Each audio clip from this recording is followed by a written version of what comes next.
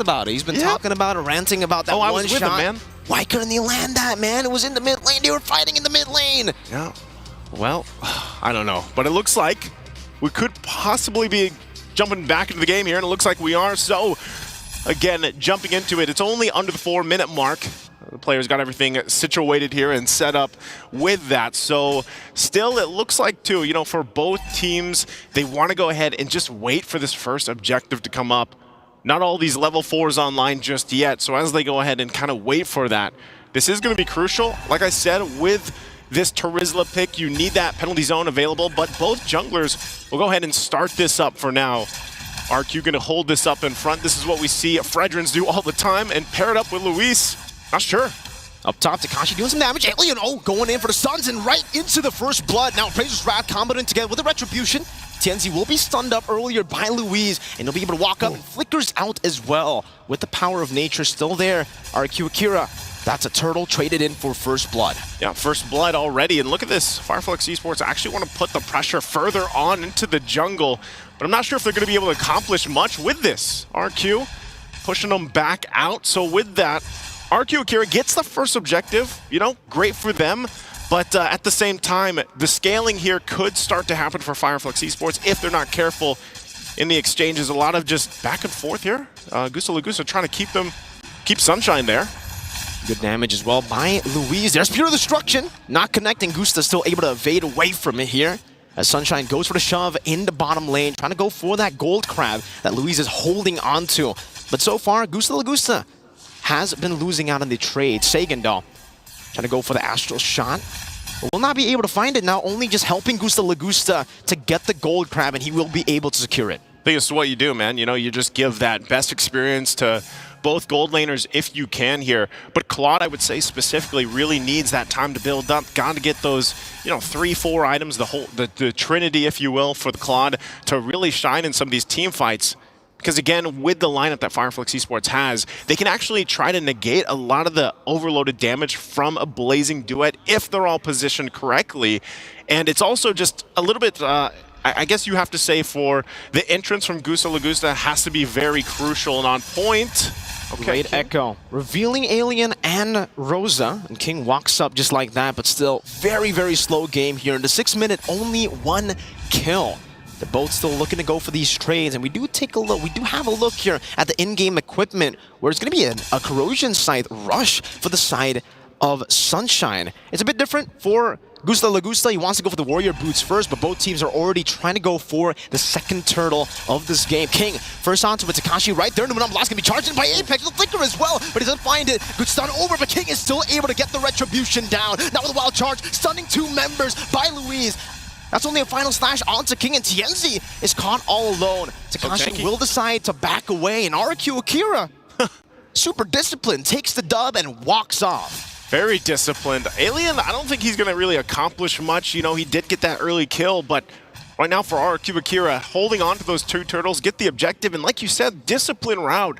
They know they don't have to fight. They don't need to get these kills right now because, again, when you're talking about power spikes for RRQ AKIRA, they needed time for Gusta Lagusa to play off. And even Saigon, mid lane, Rosa. Fraser's Wrath, just a big bonk onto Rosa in the mid lane.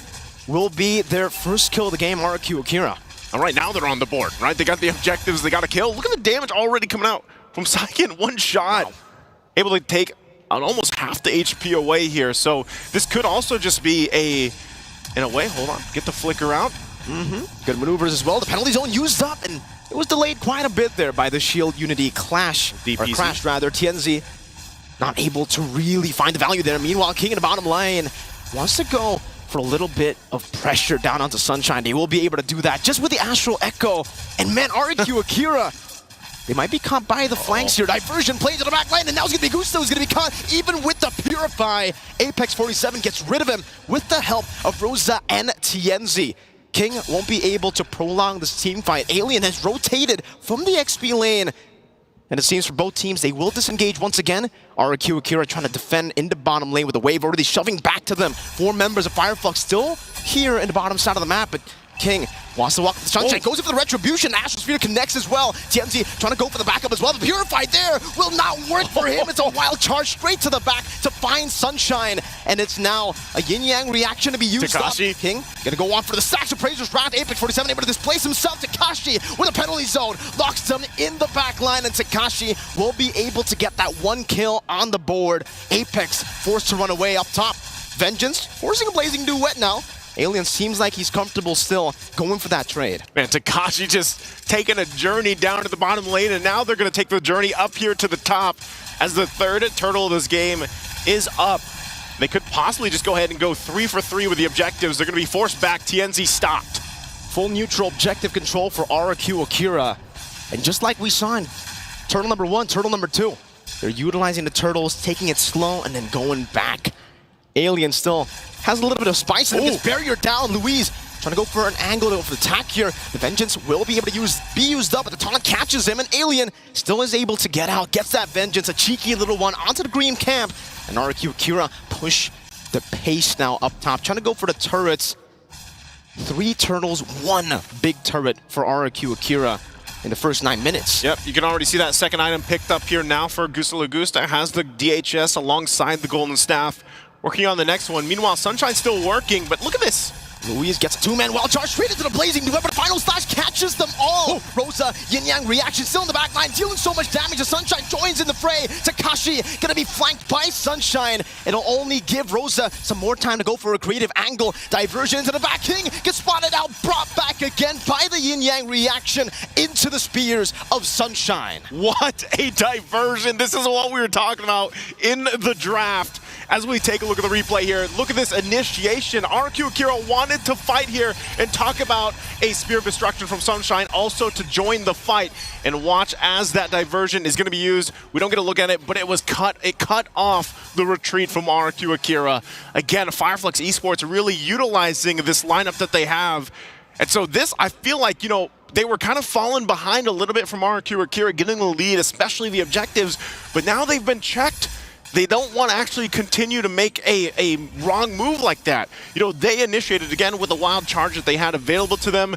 And so with that, RRQ AKIRA finds themselves kind of resetting a little bit. Again, this is a Lord that's coming up in less than 10 seconds. FIREFLUX Esports is in a position now because of that last exchange, that last fight.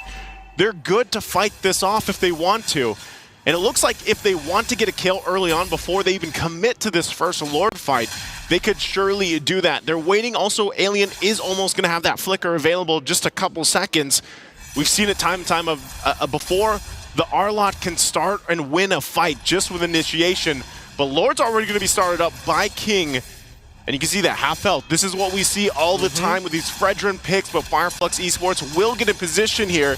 Keep an eye on as well where the Spear of Destruction ends up landing. Poison straight into the Appraiser's Wrath. The final slash unable to displace him in time as Takashi will be isolated in the back line as Apex 47. His Numenon Blast will be cancelled out by that barrier on Louise. It'll be a trade once again, Takashi for the Lord. Diversion into the back, just sending TNZ for that flank. Gusta Lagusta trying to go for the clear right now, and you can see there the bounce of the Guardian's Bulwark sending the Astral Sphere back towards RRQ AKIRA, but still, for FIREFLUX, they'll be able to get a trade down in the bottom lane as well. Louise Sunshine with the conceal now. It's going to be the Abyss Walker by Sunshine. A Spear of Misery onto King, dealing a whole lot of damage on this Moscow pick. Apex 47 now coming in with a backup, and Sunshine should be able to find the space now to go for the clear on the first Lord. Alien win for that final slash. Not going to happen, so they're going to clear out that Lord there.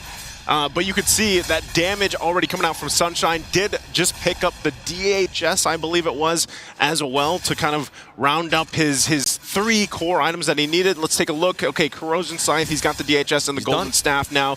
Pretty much even. So, you know, at that point, as they clear these minions out, they're going to deal with the Lord. Really, RRQ AKIRA didn't get that much from this Lord pick. So for that, FIREFLUX Esports doing a great job at kind of keeping things under control. Even defensively, the items are already fallen into place, and that's going to be crucial for TNZ to be some of that front line for this next fight that does break out in about a minute and a half here. So we'll see. Again, both teams holding on to the Tier 1 mid lane turrets are going to help them out a little bit as well. But you can see the damage being dealt across the board here. Just massive damage coming out from Rosa. Able to provide a lot of support. Oh, Luis Still able. Oh, the power of nature not there just yet. The wild charge will be used defensively by Luis. FIREFLUX try to go for that pickoff. And now the Astral Echo does connect onto Rosa. And here it's actually the best possible target you could go for with that Astral Echo, at least at this point, because it does spot out of the diversions. Sagan is able to react to it in time. Takashi with the penalty zone locks 2 members down. Apex 47 still in that bush. The Astral Field doing a whole lot of damage as Alien is forced to flicker back out. The Poissons as well from TNZ. No wild charge from Luis. He already used it up earlier. So RRQ AKIRA cannot force the issue on FIREFLUX. Man, it's too bad. I mean, both gold laners just were not there for that fight. Surely someone would have went down, even if that Spear of Destruction ended up landing and then the follow-up came through from Sunshine. But with that, ultimately what it's going to result to is just reset across the board. They prep up for this Lord 30 seconds away. Big items being picked up as well. Now the Wind of Nature available for Sunshine. Can play a little more defensively. Also for Gusta Lugusta, he's going to lock that in very soon too. Divine Glaive also picked up. Now available for Rosa. We were already talking about the damage that Rosa is doing on this Louis pick. It's insanity.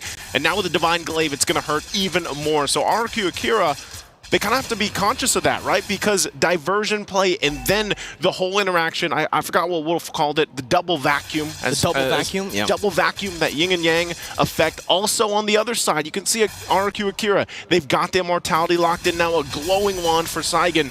They're going to just fight. They're able to bait out now. The wild charge from Luis. Spear of Destruction does connect to the backline. Sunshine takes it. Sagan forced back instantly. The not last able to connect onto King, but it's just King now is a penalty zone. Locks 4 members down. So Gusta Lagusta doing for some more damage, but the Guardian's Bulwark turns all of the damage back towards them right as Rosa is still there to dish out the free damage with the yin-yang reaction, the dispersions, and the rotations. A bit too much for RRQ AKIRA to handle. We have not mentioned Apex 47's name too much just yet, but man, that was a Numeron Blast setup with the flicker. We're going to take a look at the replay here. Great response. This is already after it happened. But again, we talked about these small corners. The Luoyi, she's such a threat because of that double vacuum effect that keeps them in, that yin-yang effect that pulls them in. And it's so hard for RRQ AKIRA to play against that when they're in these tight areas. So as they kind of try to retreat, it's, you know, they're almost trying to retreat to their death. So at this point, FIREFLUX Esports now has the Lord on their side. This one definitely will be working it down on that bottom side, trying to get that tier 2 down. RRQ AKIRA, on the other hand, things are falling into place, but it looks like every single time, item-wise, even with their nearly identical items, I mean, itemization is nothing too drastic of a gold lead for either team. They're having a hard time fighting. And if you look at just the lineup here, that's probably the big case of it. Gusta Lagusta has not had an opportunity yet to really use this Claude for an entry point with the Blazing Duet. And FIREFLUX Esports, on the other hand, even if Sunshine isn't there, they have good fighting potential because, like we talked about with Rosa, and now we get some Malefic Roar online. Diversion. The final slash too, but they're unable to find it. Wild charge by Luis, straight onto Rosa, caught in the Appraiser's Wrath too, as Takashi swings the hammer down. Sunshine now joining the fight with the Spear of Destruction as Alien deals with Takashi in the backline, but King gets a 3-man taunt straight into the barrier. Apex 47 gonna be trapped and isolated, but still has the Bulwark that's dishing the damage back towards RRQ AKIRA. Now the Spear connecting on the Apex 47. Sunshine with the Spear of Misery catches them right in the wall, but is unable to finish them off. Great kite back from FIREFLUX Esports, but it's also a pretty good shutdown by RRQ. Oh my god, both these teams, the team fighting that they have, man, it's absolutely insane. We're going to take a look at the replay again. Great diversion. They collapse down, but this time, RRQ AKIRA, with the help of just being in their base on this side, able to just kind of go for the fight and come out on top, but they couldn't get the kills that they were looking for exactly, and Sunshine luckily was there to help them out as well for FIREFLUX Esports. So what it's resulted into is just that tier 2 turret also in that bottom lane.